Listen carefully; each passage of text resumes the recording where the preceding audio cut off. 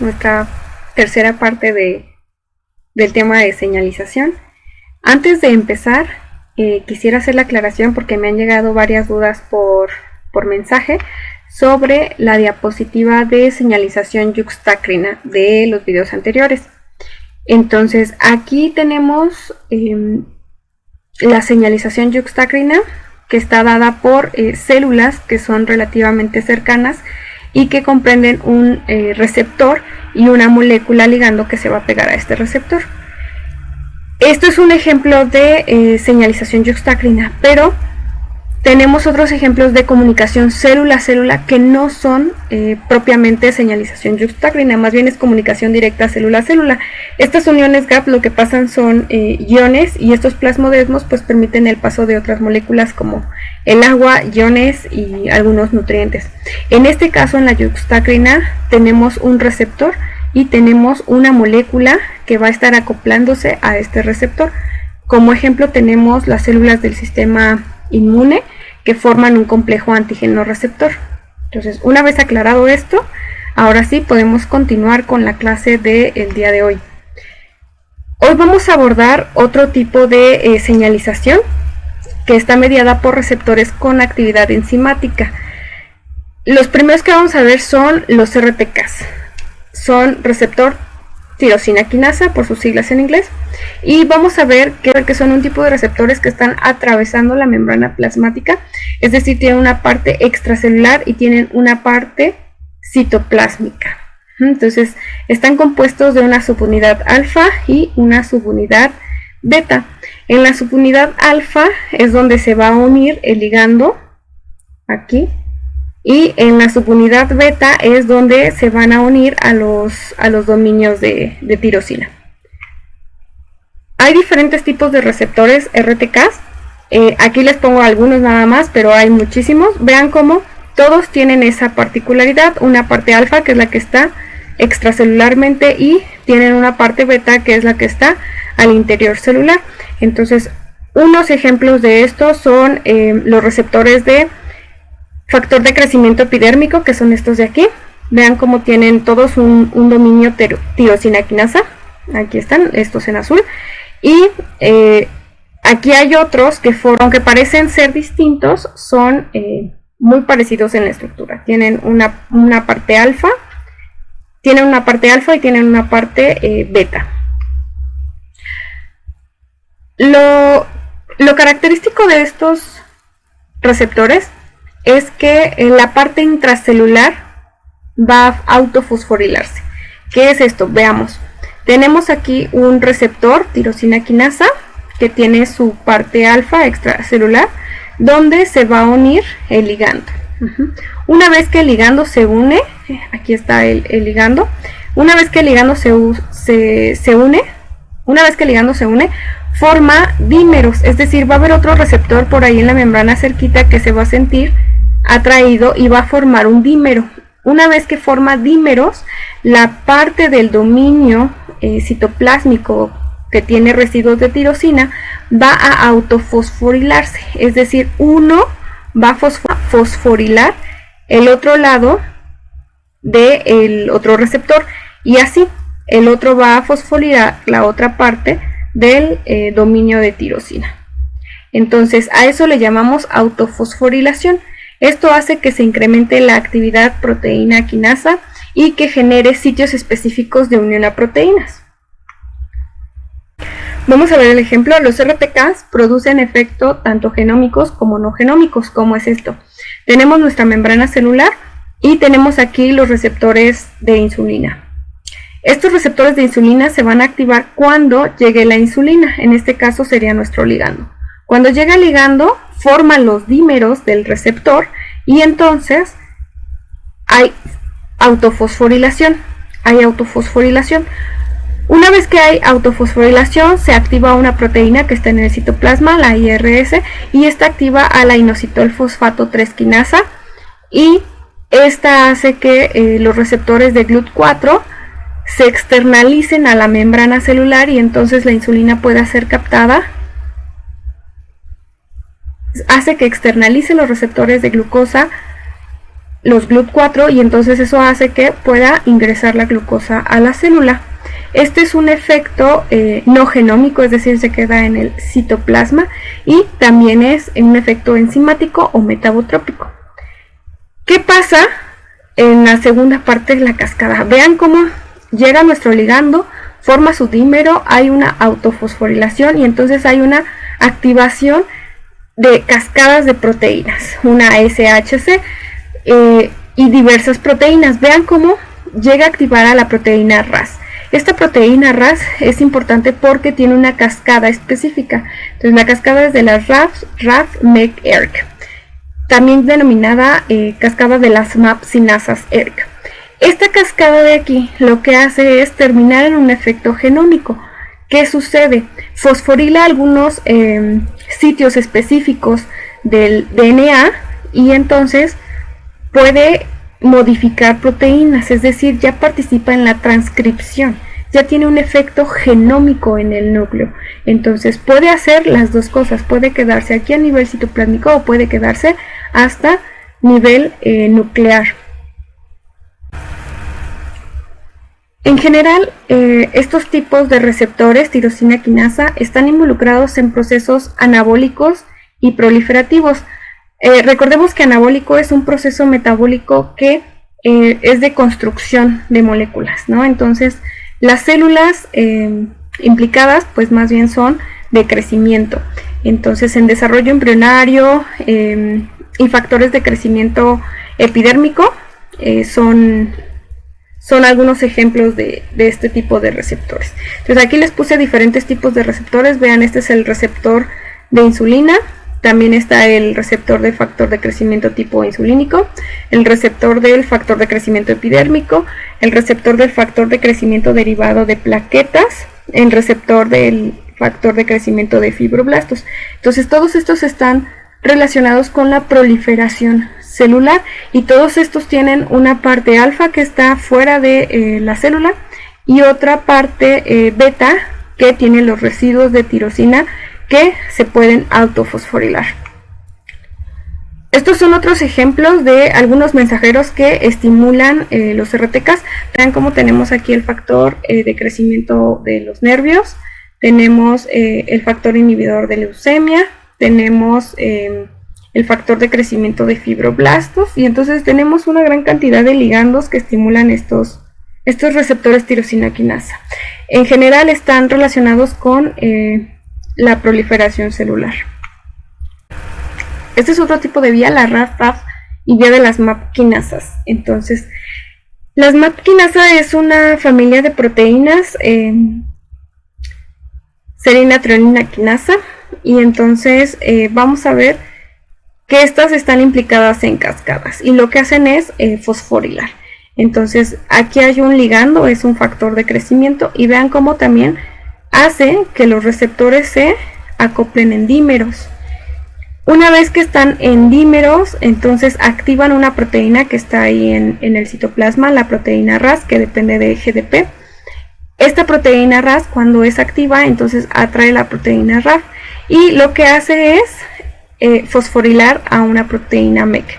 Esta proteína MEK fosforilada va a fosforilar a otra que se llama ERK y esta va a fosforilar alguna proteína del núcleo o del citoplasma. Entonces vean cómo es una cascada de fosforilaciones.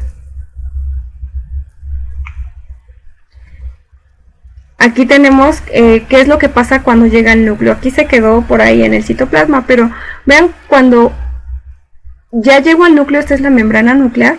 Tengo a la ERK, aquí está la ERK, tengo a la ERK fosforilada, esta va a entrar al núcleo y entonces va a fosforilar, porque acuérdate que es una quinasa, va a fosforilar y entonces va a llegar a un sitio de reconocimiento específico del ADN y va a fosforilar alguna proteína para generar una respuesta en la célula.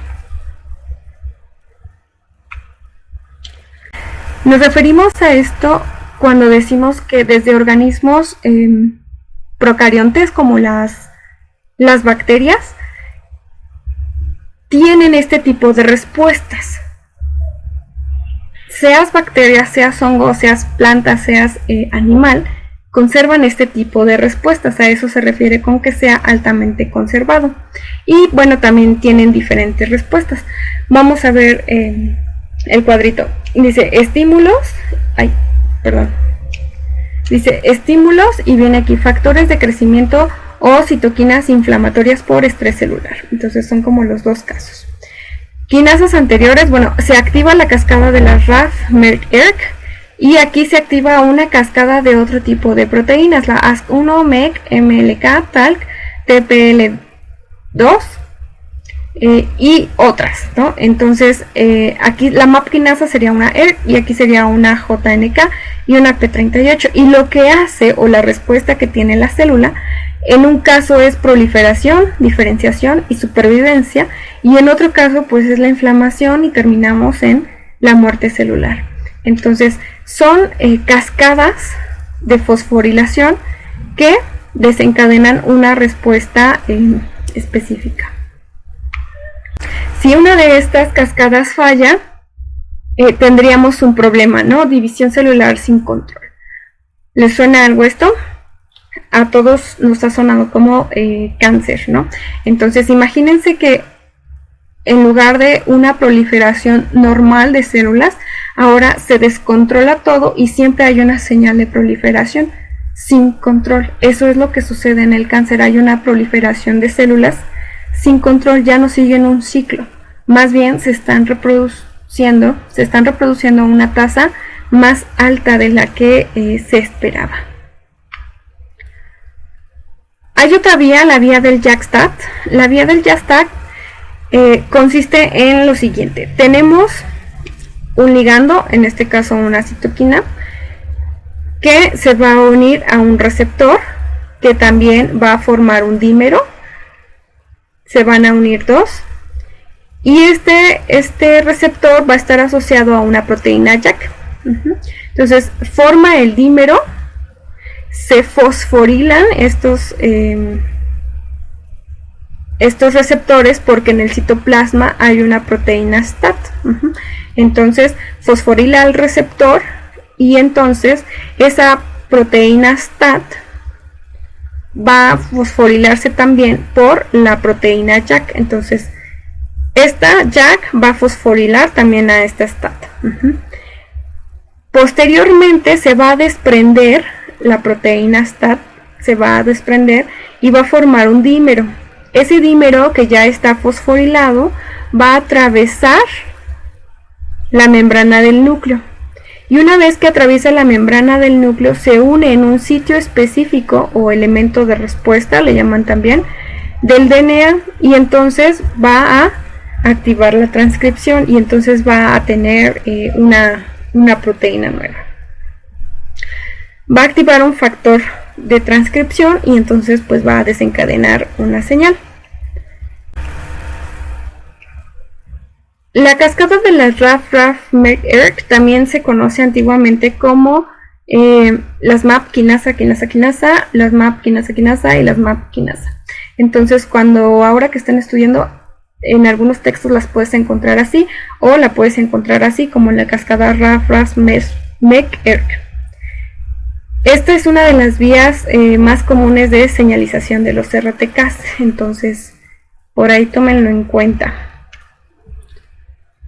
Haciendo un breve resumen hasta aquí, habíamos dicho que teníamos receptores ionotrópicos, que lo que hacen es tener cambios eléctricos transitorios en la célula, y estos serán los principales iones implicados, sodio, potasio y cloro. Pero teníamos el caso del calcio también, que tenía eventos mecánicos como exocitosis, endocitosis y contracción. Y también teníamos el calcio que causaba eventos mecánicos como exocitosis y contracción. Y por otra parte teníamos los GPCR y los RTKs. Estos son los receptores acoplados a proteína G y estos son los receptores tirosinquinasa o sinasa. Estos receptores entonces eran activados por alosterismo, fosforilación y causaban diferentes efectos en la expresión génica. Se activaban o se inactivaban dependiendo de la cantidad de enzimas y causaban ciertos efectos celulares. Aquí el calcio, bueno, está como asociado a la colmodulina porque también tenía otros efectos. Hasta aquí llevábamos un breve resumen. Vamos a empezar con los receptores nucleares. Entonces, fíjense, los receptores nucleares son aquellos que tienen un receptor intracelular, es decir, que van a llegar hacia el interior de la célula. ¿Qué tan adentro? Bueno, pues hasta el núcleo. Entonces, este de aquí es un ligando, es el cortisol. Va a entrar libremente por su naturaleza química liposoluble y va a formar un complejo con el receptor, con su receptor. Entonces, este es el ligando. Este es un ligando, en este caso es el cortisol. El cortisol es una hormona liposoluble, por lo tanto va a atravesar la membrana celular sin problemas. Una vez que atraviesa la membrana va a buscar a su receptor y entonces va a formar el complejo ligando-receptor. Cuando forma este ligando, vean cómo se está asociando este receptor con un montón de proteínas. Estas son proteínas de choque térmico. Se van a acoplar aquí al receptor y cuando forma ese complejo ligando-receptor, lo que va a hacer es que se va a romper y va a quedar esta parte de las proteínas aquí listo para pegarse a otro receptor y captar otra molécula. Pero acá ya se formó ese complejo del receptor ligando y va a quedar como un monómero activo. Después se va a juntar con otro mismo y va a formar un dímero.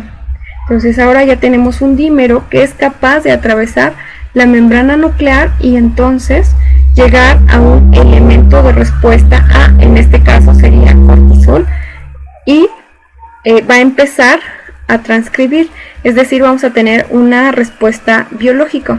Entonces estos efectos genómicos no son mediados por fosforilación. Fíjate cómo solamente fueron por acople y desacople de el ligando receptor.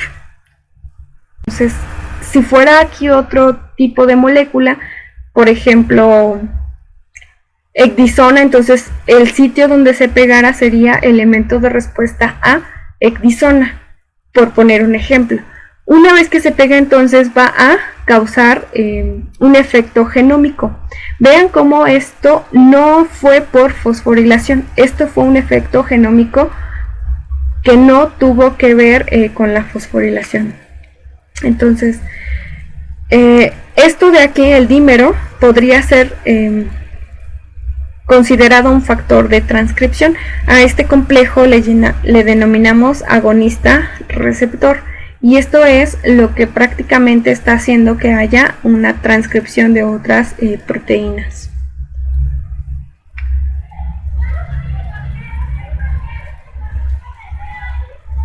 Bueno, esto solo es para recordar cómo es que se sintetizan las proteínas. Entonces, por aquí tenemos una hormona esteroidea.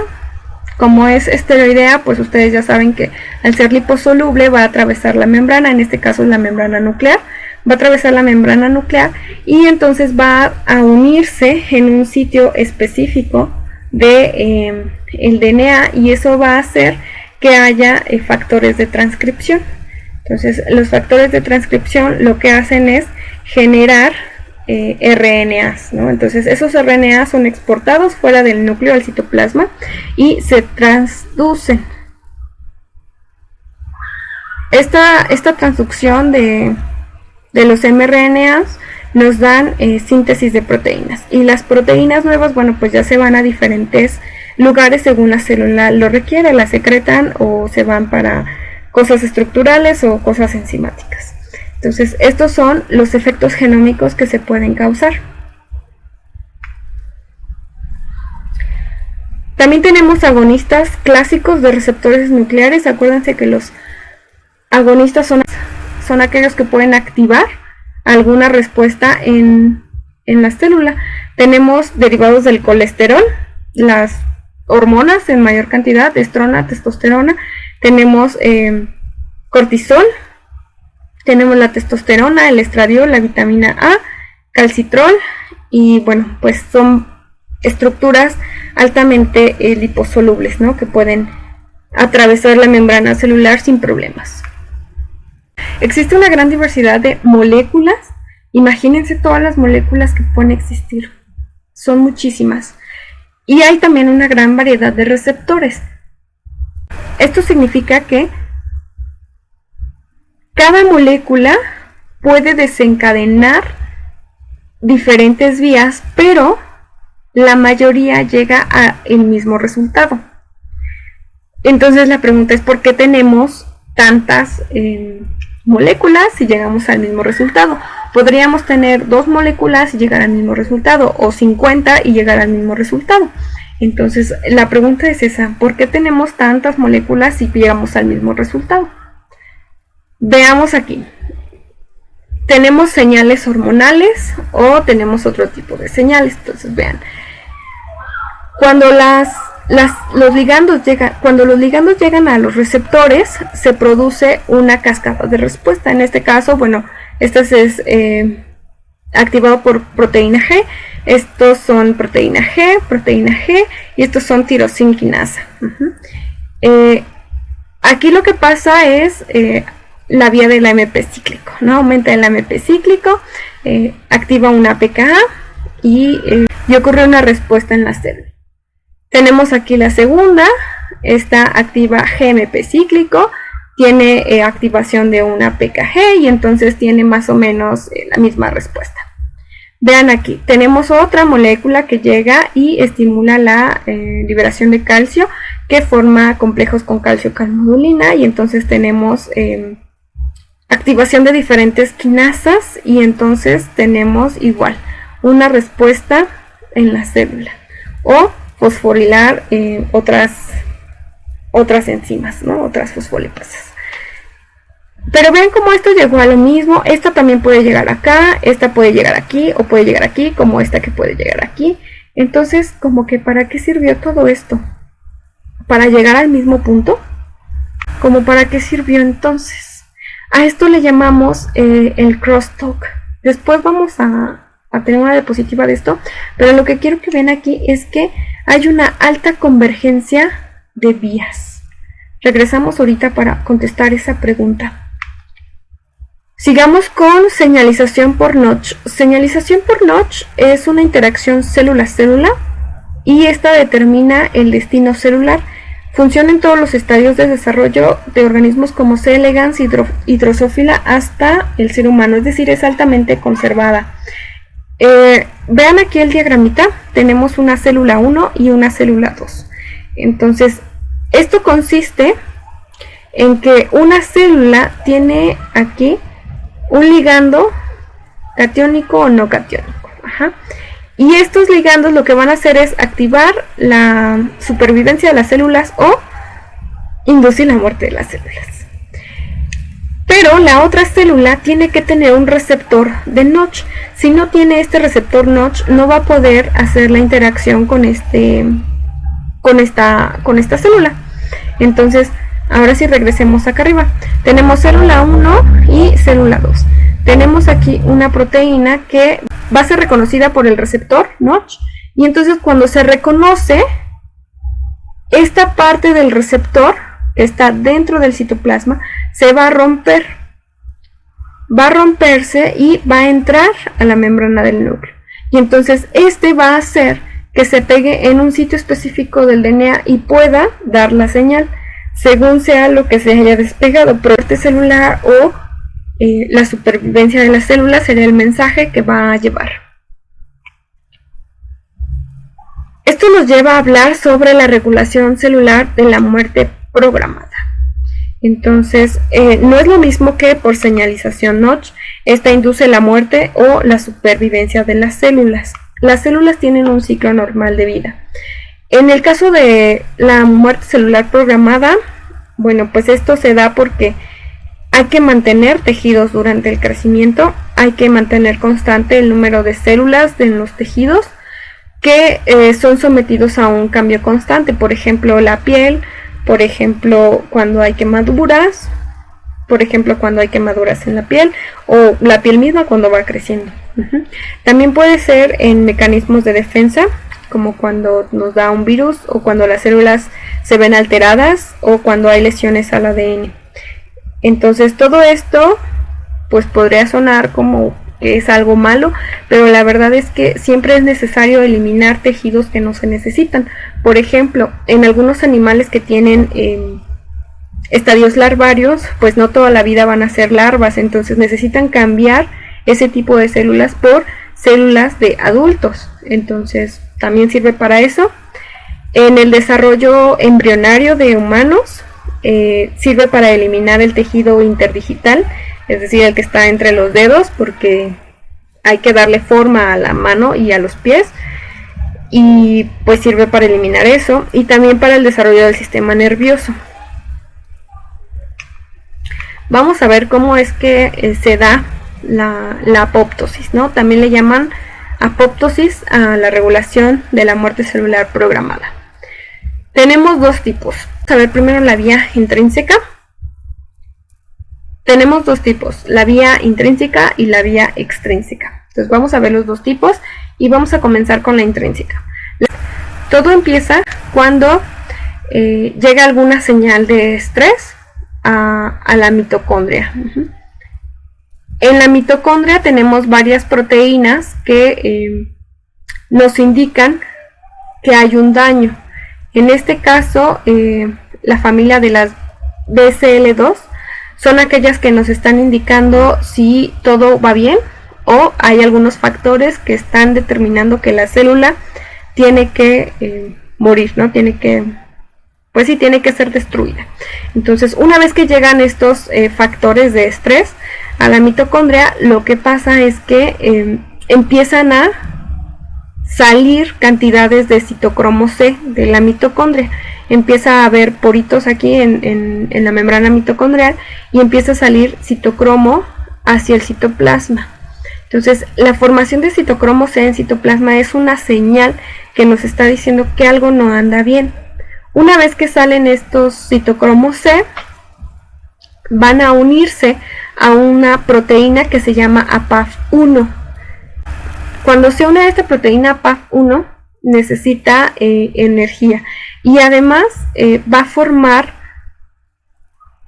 una agregación, una oligomerización de este APAF1 y va a unirse con otras proteínas APAF1 que se unen al citocromo. Entonces va a formar algo así como una rueda. Este cuerpo se le va a unir una proteína que se llama procaspasa 9. Entonces la procaspasa 9 va a pegarse aquí en el oligómero, se va a pegar aquí y entonces va a formar un apoptosoma. El apoptosoma es un cuerpo apoptótico que va a activar otro tipo de proteína que es otra caspasa, que es la caspasa 3, y la caspasa 3 es la que le va a dar la señal a la célula de que tiene que morir. Entonces, esta es la vía intrínseca y está asociado a las caspasas. Vamos con la vía extrínseca. En esta vía necesitamos receptores. Vean cómo aquí en la membrana celular tengo diferentes receptores. Estos receptores tienen un dominio que se denomina dominio de muerte celular, y entonces tenemos una parte extracelular y una parte intracelular. En la parte extracelular pues van a llegar moléculas que activen estos receptores, como tenemos aquí dos ejemplos, los receptores TNF y los receptores FAS. Ambos van a ser estimulados por alguna molécula que haya afuera, en este caso un linfocito tóxico, que nos está indicando que algo está mal, ¿no? Que esa célula tiene que morir. Entonces va a estimular ese dominio de muerte que está acá abajo, va a activar una caspasa 8 que está en el citoplasma, y esta caspasa 8 va a activar a la caspasa 3, y esta caspasa 3 va a activar una serie de familias caspasa 6, caspasa 7, que va a hacer lo mismo que en el caso anterior, va a activar la apoptosis en la célula, porque finalmente las caspasas son proteínas que están asociadas a este proceso de muerte celular. Entonces va a ocurrir una cascada de caspasas y pues va a decirle a la célula que tiene que lisarse. Veamos en conjunto estas dos vías. Entonces las principales diferencias es que veamos en conjunto estas vías. Ambas vías van a hacer que la célula termine suicidándose, como le denominan, es decir, va a darse la instrucción de que tiene que desaparecer, ¿no? Tiene que romperse, tiene que lisarse. Entonces veamos en la vía intrínseca, entonces empieza dentro de la célula, en la mitocondria, donde diversos factores van a hacer que ésta empiece a segregar citocromo C. Una vez que aumenta el citocromo C, entonces vienen las proteínas APAP que forman complejos con estos citocromos C y van a formar, junto con una procaspasa 9, un apoptosoma, y ese apoptosoma va a activar a la caspasa 3 y eso va a hacer que la célula diga adiós. En el caso de la vía extrínseca necesitamos un receptor de muerte. Entonces este es un receptor que se activa por un ligando y además tenemos acá una proteína adaptadora que hace que active la caspasa 8. Entonces este es un complejo ligando receptor adaptador procaspasa 8 que hace que se active esta caspasa. Entonces una vez que se activa esta caspasa, puede activar otro tipo de caspasa, que es la caspasa 3. En su forma inactiva se llama procaspasa y en la activa ya es caspasa 3. Y esto también hace que se fragmenten los sustratos y entonces haya apoptosis. Pero fíjate cómo aquí también esta caspasa 8 activa es capaz de activar a otra proteína que se llama BIP. Y esta proteína lo que hace es una señal proapoptótica, es una proteína apoptótica que lo que induce es otro tipo de proteínas que indica, oye, algo anda mal, entonces vamos a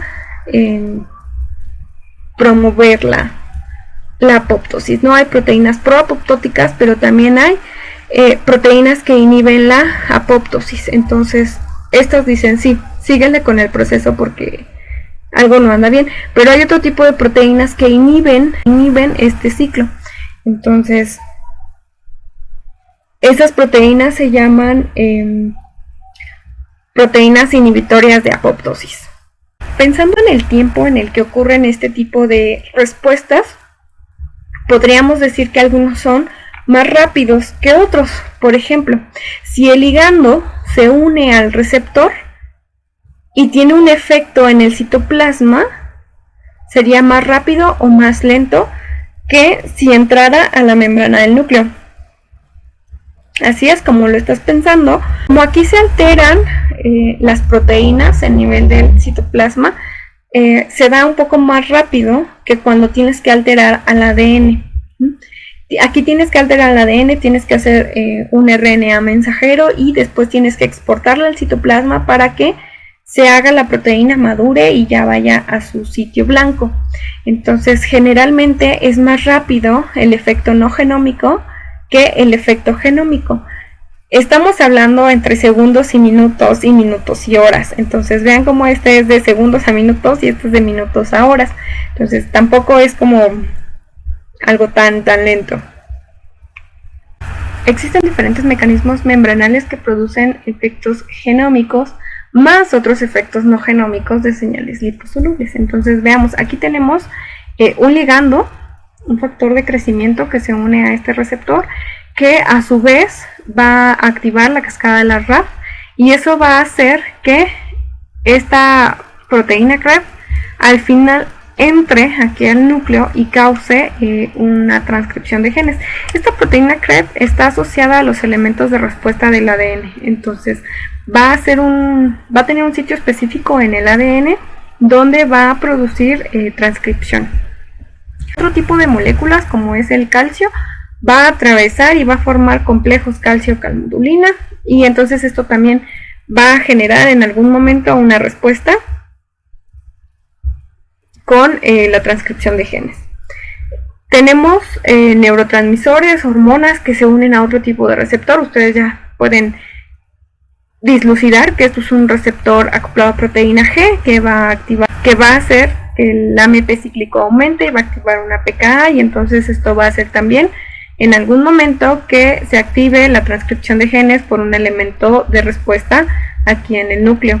O bien van a tener otro tipo de moléculas liposolubles que van a entrar a un receptor nuclear y entonces va a generar una respuesta directa en la transcripción de los genes. Entonces vean como la mayoría de ellos tienen un efecto a nivel genómico, pero también hay los que se quedan a nivel no genómico, es decir, en citoplasma. Este es otro resumen. Y vean, tenemos cómo es la actividad enzimática dependiendo de los tipos de receptores. Entonces tenemos canales de calcio que se activan por alosterismo y causan un efecto no genómico en la célula.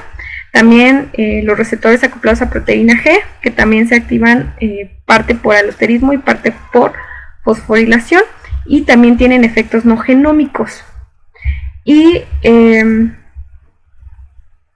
los RTKs, que también actúan por fosforilación y tienen efectos no genómicos, pero acuérdense que también tenían efectos génicos.